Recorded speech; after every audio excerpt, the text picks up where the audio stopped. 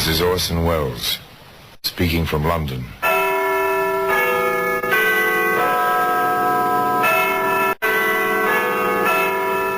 The Black Museum. Here, in the grim stone structure on the Thames which houses Scotland Yard, is a warehouse of homicide.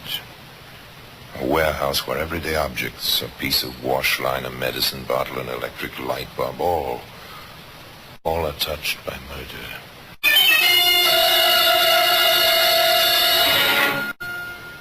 There's a telegram. That's a familiar object. Usually it says happy birthday or congratulations on your wedding or will arrive 10 o'clock train. This telegram was an urgent request to die. Take this telegram, miss, please. Yes, sir. Daily Star. Come at once. 4:30 train, Waterloo, Bournemouth Central. Something will meet. Sorry, sir. What is this? Car will meet. Today, this telegram can be seen in the Black Museum.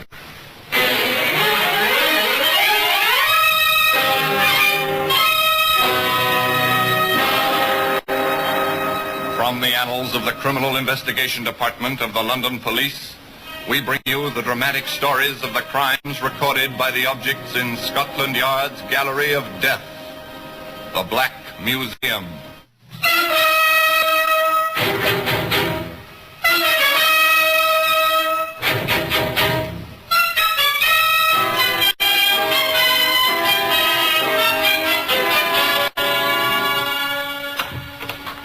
Here we are, the Black Museum. Scotland Yard's mausoleum of murder. Here lies death, arranged on shelves, in cabinets, ranked along the floor and on the tables. Death in many disguises. This oil lamp. This one was found in time. There were others before it in other places, part of a baited trap. A house cat leaped, knocking over the lamp. Flames flared. Arson. When somebody dies in such a fire, arson becomes the murderer.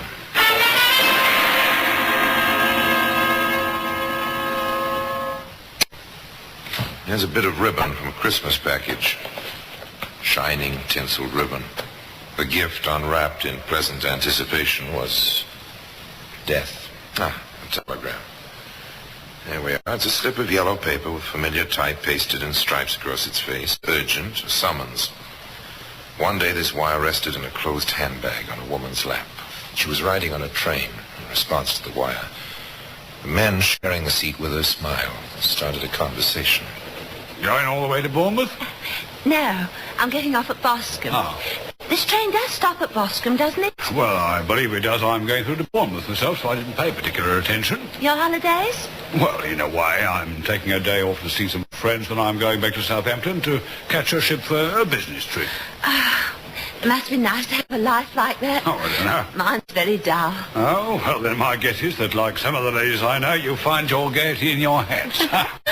My one extravagance. Oh, yes. I've always liked a pretty hat. Just chit-chat on a train speeding southward from London. The gentleman contributed no information about his business. The lady didn't give her name. She did, however, volunteer. I'm going down to Boscombe to cook for some people. That's what I do, cook.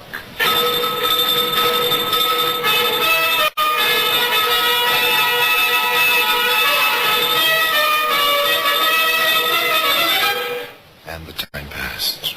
Others entered the compartment of the train at various stops and left a little later, but that was all. And as the train slowed for Boscombe. Here, let me, miss. That bag looks heavy. I'll get it down for you. Oh, please don't trouble, sir. Oh, this is no trouble at all. There we are. Well, it's been pleasant chatting with you. Well, good luck on your new job. And thank you, sir. And good luck on your trip. Thank you, miss.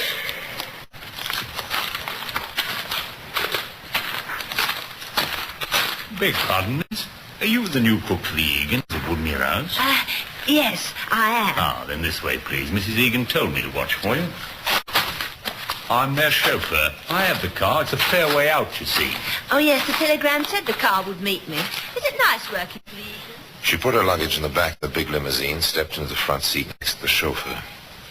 The train pulled out of the Boscombe station just as the car moved away along the road. Apparently it was a fair ways out, as the chauffeur had put it. The road wound through the countryside. The land seemed to grow more and more bleak as they rode along. The sun dropped below the horizon. The young woman began to feel a little edgy. Is it much further? Seems to be getting dark. It not only seems to be getting dark, my girl, it is getting dark. You never told me if it's nice working out here. You won't have any trouble if you're nice, that is. If I'm nice? Got the master's and mistress's ears. What I say usually goes. Anyone who's not nice to me goes. I don't understand. You've worked before, haven't you? Well, yes, of course. I have the very best of references. In most places, it's the butler, isn't it? Out here, it's me. I don't understand. Why have you left the road? Because, my girl, I took you out this way for reasons of my own. No, I came out here for a job as cook. Forget that. Come here. No, let go of me. Oh, no, you can't. It can't happen to me. Not to me. It's someone else. It's no one else. It's you, understand? Now be good. Be quiet.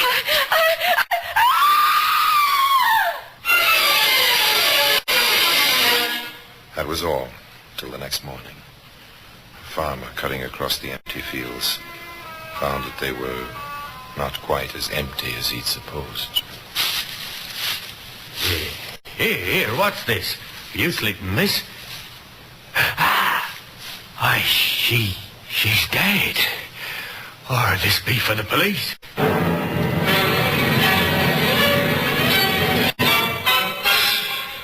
The farmer made it as fast as he could to the nearest telephone, and within an hour the police had arrived. Very well now. Suppose you repeat your story, sir. You're Inspector Gardner. Well, they told me... Yes, I'm Gardner, Scotland Yard. Go ahead. Well, I was cutting across the field to save a few steps, like, and I come on her, lying like that. I went for help. That's all, sir. You didn't touch anything? You didn't mess up the ground? Oh, no, sir, nothing like that. All right. Give the constable your name and address. Yes. We'll call you if we need you. Yes, sir. Thank you, sir. What do you make of it, Martin? One of those things, Inspector. Murder by person unknown. After a bit of a struggle, it looks like. Yes, ground's pretty well trampled. Any idea of the time of death? Medical examiner can't say yet, sir. My guess is sometime after 7 o'clock last night. The rain stopped around 6:30. She's not even damp, sir. Very good. I judge from the tire tracks we'll get the make of tires and the size of the car easily enough. Yes, sir. You have her handbag? Yes, right here, sir. Yes. Well, she had an identity card. Ida Matthews, Streatham, London. We can check that quickly enough. Hello? It's a telegram. Daily Star. Come at once. 4:30 train, Waterloo, Bournemouth Central. Car will meet you. Expenses paid. Egan, Woodmere House, Boscombe. Yes, I've seen this sort of thing before. What are the odds, Martin? There is no Woodmere House nor any Egan hereabouts.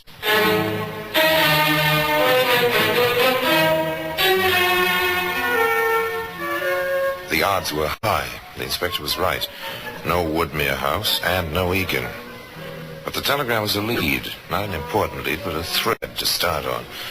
Not very many post offices in Boscombe, and you send telegrams from post offices in England. Detective Martin had an assignment. I'm sorry to bother you, but was this wire filed at this office? Not at that office. No. Nor at the next one. But the one after that. Yes, that's one of ours. May I see the original of the wire, please? Well, now, I don't know that I should... Scotland Yard, miss. My credentials. Oh, well, that makes it proper then. And since it was proper, Detective Martin returned to his superior with the original of the wire. Did you ever see such atrocious handwriting, Inspector? Oh, I can't say I ever have. Party can't spell either. No E in Bournemouth and expenses with a C in place of an S. Interesting. Martin, this'll be a long job. Check through Central Post Office and go at the Bournemouth area yourself. Get the originals of every wire over the past 6 months that have had bad handwriting and worse spelling. It's a long chance. Patience and routine. The two great strengths of the forces of law and order. And they pay off. Sometimes it takes months, sometimes only weeks. This time, it was 2 weeks. A triumphant Detective Martin returned to Inspector Gardner.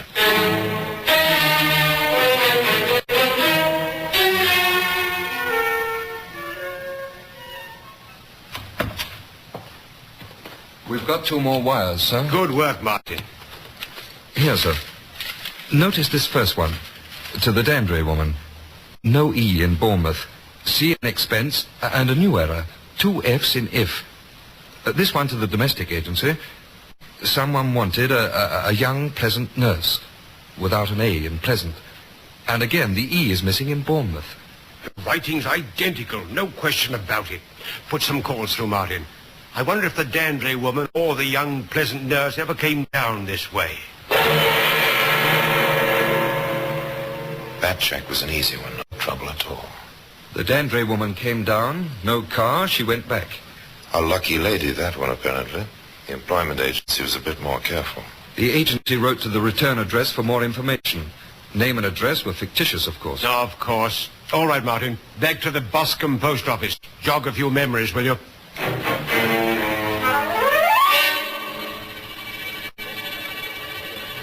I see, miss. You filed this wire. I did. We get a lot of business through you, but I remember that awful handwriting. Do you remember anything about the person who gave it to you? Well, it was a man. I know that. Good. That's something. There was a... Let me think. No, it's all blank. Now, don't try too hard, miss. It'll come back to you. Here, let me read you the wire. Daily Star, come at once. 4:30 train, Waterloo, Bournemouth Central. And something here I can't quite make out. That's it. Car will meet. I asked him the same question. He repeated the words like that. Car will meet. I'd know his voice anywhere. Why? It was that kind of voice. Smooth, too soft. Sent shivers over me. Do you remember the man at all? No, sir. You know how it is. Don't look at all the people who come in here. But I think, I'm not positive, but I think he had on a chauffeur's uniform. Patience and routine were bringing results. From nothing, except Ida Matthews' body, they built their evidence to a man in a chauffeur's uniform who couldn't spell. And from the tire tracks, they knew the make of tires and the length and width, and therefore the make of the car. Within hours now, every chauffeur in the vicinity who drove a large sedan of a certain make had been called into the police station. No, sir. On the evening of November the 11th, I was in London, sir, with my family. We lost a boy in the war, Inspector, and the whole family always gets together on armistice night for that reason, sir. November the 11th, Inspector? No, I was off that night. I didn't have the car. No, the young master was permitted to drive it himself that night, seeing as I was having my regular night off. I picked up the old man, Mr. Dutton, at his regular train, drove him home, put the car away and locked it up. Did you have your own key to the garage? No, sir. I always turn it into the big house after I put the car away. That's what I did that night, sir. And after that, Mitchell? I went into Bournemouth on the bus, sir. Had a bite and went to the cinema. You seem to remember all that very well. It was over a month ago the case we're investigating happened. Oh, I've got a great memory. Well, how is it on spelling? I wouldn't know. I never tested it. Let's test it right now. Take this pad and pencil and write the words I asked you to spell. Now, I know you, Martin. We shouldn't have let the newspapers publish those wires. Not one of these chaps spells those words wrong, and their handwriting doesn't match. Nothing. Yes, it's too bad, Inspector, to draw a blank when it looked so good for a bit. Yeah, that's about it, Martin. For once, we've drawn a blank completely. But that was not to be the end. Fate was to play a hand, and one of the strongest cards in that hand turned out to be the telegram. Oh, yes, this same telegram that can be seen today in the Black Museum.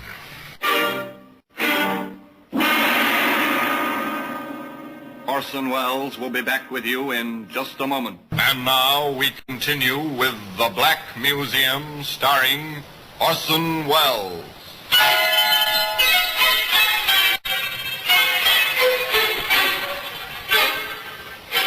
They'd drawn a blank, The carefully built-up points which should have led to a vicious killer led nowhere. The pitiful and tragic story of Ida Matthews seemed headed directly for the unsolved file at Scotland Yard. How to account for what happened next? Chance? Stupidity? The intelligence to capitalize on a tiny fact? It really doesn't matter. What does matter is that one morning at the post office in Boscombe. How many stamps for this package, miss? I'll just put it on the scale. Take care now. It's marked fragile, you can see that. I see it. It'll be 1 and 3. Right you are. Thank you, miss. Jimmy, quick. Please, where's he going? Say, Marge? The fellow in the chauffeur's suit. Where's he going? Get to the window. I can't leave the cage. Quick. He's getting his little car. Big grey sedan. Get the number. Whatever for? Get it. Wait, it's LK9054. What do you want it for? Ex-husband owes you alimony, eh? Oh, don't be ridiculous. That's the man who sent the telegram. The one the coppers were so interested in. I'd know his voice anywhere. Yeah, you take over. Okay. I'm going to telephone that nice detective.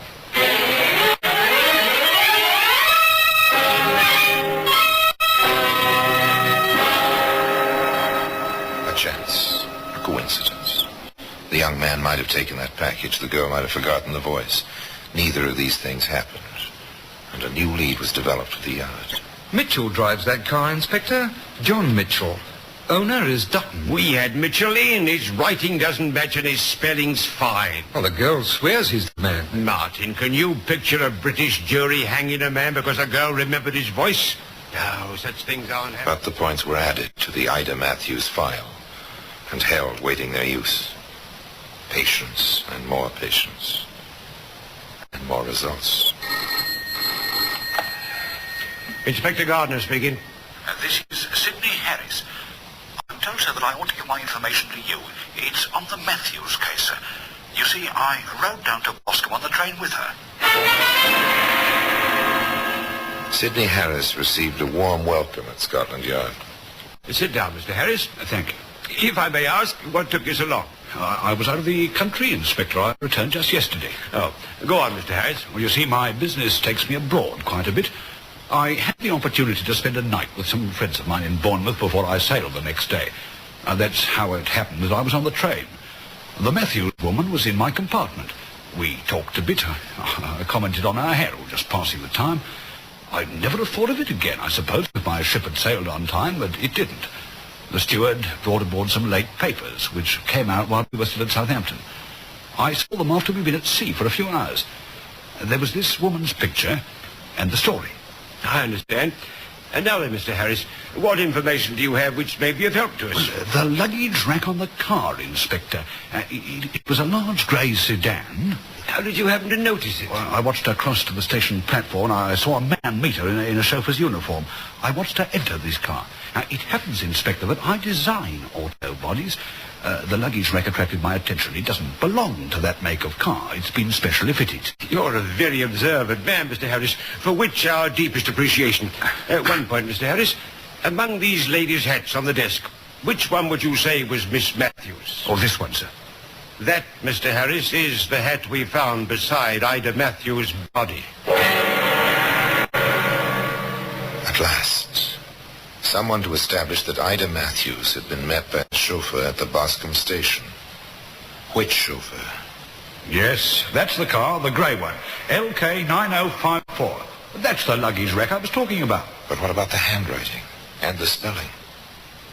Ask the License Bureau for Mitchell's application for a driver's license. I want to see the handwriting on it. Within a day, the application lay on the inspector's desk, beside it were the originals of the wires with the misspelled words.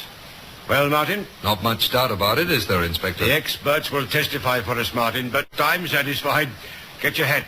We're going to pick up Mitchell.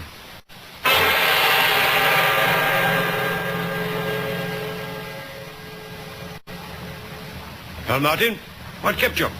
I saw his room, sir, and spoke with Mr. Dutton. Mitchell must have got the wind up. He's gone. But I found this in his room. The key? Duplicate key to the garage. Mitchell had access to the car any time he wanted to use it. And Mr. Dutton tells me he was on the verge of calling us when I walked in.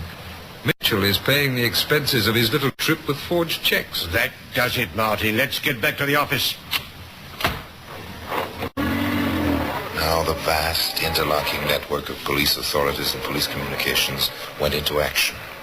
All across and up and down England, the teletypes carried the message. Bournemouth to all stations. General alarm for one John Mitchell. Age about 42. 5 feet 8 inches tall. Weight about 165 pounds. Hair brown, eyes blue. Distinctive, small, low-pitched voice. Wanted for forgery and murder. The word was out. Somewhere in England, a policeman would recognize John Mitchell. And a policeman did. Inspector Gardner speaking. This is Superintendent Cowan and Redding, Inspector. We have this John Mitchell for you. Picked him up when he tried to get a job at a garage here as a mechanic. John Mitchell was brought back to Boscombe. But the job wasn't done, even yet. After all, when the charge is murder, the plea of not guilty is mandatory. There must be a trial, and there must be attorneys for the defense. A man is to be presumed innocent until proven guilty. Therefore, the case had to be airtight, foolproof. No loopholes for a smart defense counsel. Now then, miss, when you walk into this room, there'll be a dozen men there with their backs turned towards you. You'll walk in backwards yourself, so that there'll be no chance of your seeing even the backs of their heads. Sort of blindfold test, sir. Yes, without benefit of blindfold. You ready now? Well, as ready as I'll ever be. Let's go. Through here. These men have been briefed, Martin? Yes, sir. They know what to do. They're to read the words on the cards I've given them. Very well. You can begin. All right. You. Car will meet. Next. Car will meet. Next. Car will meet. Next, please. Car will meet. And the next? Car will meet. That's him. That's the voice. I'd know it anywhere. They were ready now, they felt, to give the Crown its chance to avenge the untimely and brutal death of one of its subjects. The prosecutor was confident. The defense was bold. Time and again, despite the experts, despite the weight of evidence, the defense managed to throw what seemed a reasonable doubt on the guilt of John Mitchell. The climactic moment came when Mitchell himself was on the witness stand. The prosecutor faced the prisoner. Mr. Mitchell, we're about to go back to school. We shall have a spelling lesson. I'm ready. Ask away. Will you spell if? I-F? If. We shall be more difficult as we go along. Will you be good enough to spell expense? E-X-P-E-N-S-E. Very good, Mr. Mitchell. You learned your lesson well. And now then, please spell Bournemouth. B-O-U-R-N-E-M-O-U-T-H. Well, fine, just fine. And, pleasant, Mr. Mitchell. How do you spell pleasant? P-L-E-S-E-N-T. I see. Pleasant, just like a present. That's right. But it isn't right, Mr. Mitchell. Pleasant is spelt with an A. But you didn't spell it with an A today, nor did you spell it with an A when you wrote a telegram asking for a pleasant young nurse. And what was your plan, Mr. Mitchell? Did you want to murder a nurse the way you murdered Ida Matthews? Perhaps in that terrible moment as he stood in the dock at the Old Bailey, the mind of John Mitchell may have turned to that other moment, when all unsuspecting he wrote out that fateful telegram. The self-same telegram that can be seen today in the Black Museum. It might be said that John Mitchell was hanged by a missing letter A in the word pleasant. Be that as it may, circumstances caught up with this gentleman one morning at 8 o'clock, and he passed from this world because of a set of coincidences which fitted together in the minds of alert detectives in Scotland Yard. If Mitchell had known how to spell correctly, if Harris had not been a keen-eyed designer of automobiles, if Harris had not taken his trip when he did, if Marge, the post office clerk, had not been struck by Mitchell's voice. But it's no matter now. Now the telegram is to be found in its customary place in Scotland Yard in the Black Museum. And now, until we meet next time in the same place, I tell you another story about the Black Museum. I remain, as always, obediently yours.